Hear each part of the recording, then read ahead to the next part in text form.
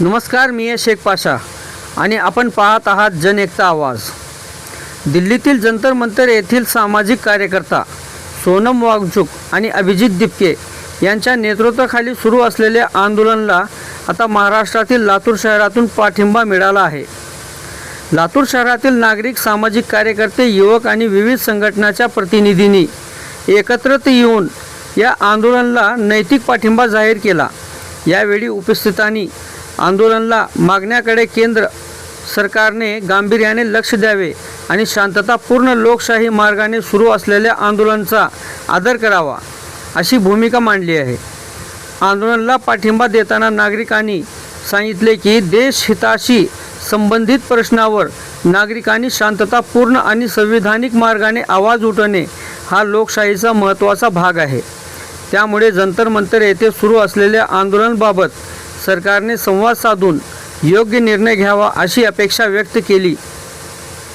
यावेळी लातूरमधील उपस्थितांनी हातात फलक घेऊन आंदोलनाला समर्थन दिले आणि देशातील नागरिकांच्या प्रश्नाकडे संवेदनशीलतेने पाहण्याचे आवाहन केले। सोनम वांगचुक आणि अभिजित दिपके यांच्या आंदोलन देशभरातील अनेक नागरिकांचे लक्ष लागले असून विविध भागातून त्यांना नैतिक पाठिंबा व्यक्त केला जात आहे।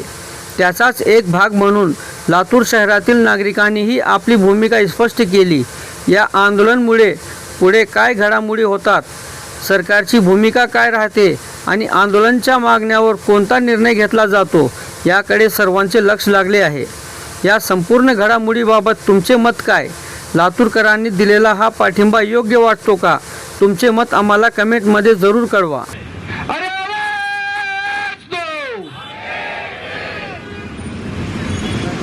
ज्या पद्धतीनं या देशामध्ये आणि राज्यामध्ये जी काय प्रथा गेल्या 15 वर्षापासून पाहावयास मिळते ती हुकमी दृष्टिकोनातून चालत आहे।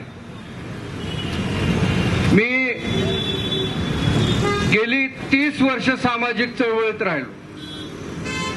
आता ही घोषणा देताना कुठंतरी आवाज दबल्यासारखं वाटतं। मान्य आहे, इथं बसलेली जी काय मंडळी आहेत, कुणी 60ची आहे, कुणी 70ची आहे, कुणी 80ची आहे, पण संपूर्ण देश गर्कामध्ये घालण्याचं कटकारस्थान होते। आणि ही व्हॉट्सअप, फेसबुक, इंस्टाग्राम मध्ये आहे। त्यातून त्यात काही तरुण असे आहेत जे काय घडतंय, जे काय दिसतंय त्याला कुठंतरी वाचा फोडून कुठं काहीतरी आंदोलन होत असतील त्या आंदोलनात सामील होऊन हे आंदोलनाला बळ देण्याचं काम करतात। त्या युवकांचं खरंच टाळ्या वाजून स्वागत केलं। गेले अनेक वर्ष 2014च्या नंतर या देशामध्ये जे काय प्रणाली घडली, म्हणजे जे काय घडत आहे ते तुमच्या आमच्या समक्ष आहे। सामाजिक चळवळी, आंदोलन जीवी हे नाव देऊन संपुष्टात आणलं, संपवण्यात आलं। हा हलकटपणा 14 पासून सुरू झाला।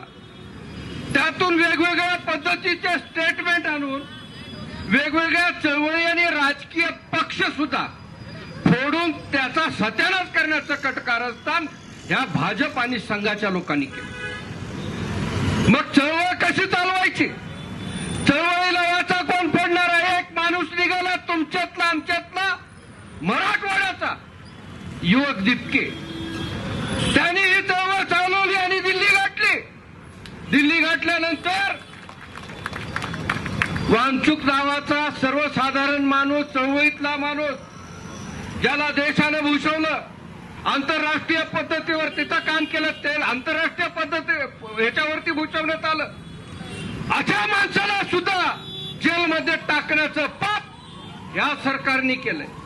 आता कुठेतरी वाचा फुटावी म्हणून त्या दिल्लीत बसल्या म्हणून उपोषणाला, पण दलिंदर म्हणलं तरी हरकत नाही। यांनी वांगचुक यांना काल कशा पद्धतीनं उचललं ते तुम्ही पाहिले। परवापासून जे काय दिल्लीमध्ये घडतंय आंदोलनाचे, अरे कॅमेरा घेऊन पत्रकार व्हिडिओ काढले तर त्यांचे व्हिडिओ संबंधित प्रशासन काढून वरी खाली पाठवते। आता वरी पाठवू दे किंवा खाली पाठवू दे, काही हलकाबारी होणार नाही. परंतु एक दिवस असा निघेल, कारण तुम्ही धाडस जर केलं नाहीत, येणाऱ्या काळामध्ये तुमच्या मानगुटीवर बसणारच आहे. यांना लोकशाही नकोय, यांना कुठेतरी काहीतरी आणून हुकुमशाही पद्धतीनं, हिटलरशाही पद्धतीनं हे देश चालवायचं आहे. एक वर्ण व्यवस्थेला पैशावाल्या व्यापाऱ्यांच्या हातात हे देश द्यायचा आहे. या पद्धतीची जी रचना यांची चालू आहे ती कुठेतरी थांबवण्यासाठी तुमचा आमचा हात मजबूत असला पाहिजे, तरच ही चळवळ चालणार आहे. समसापुरीला विनंती आमच्या, हे पडदे काढून जरी टाकले तर चालतंय, कारण हे सरकार नाही, हे आंदोलन आहे.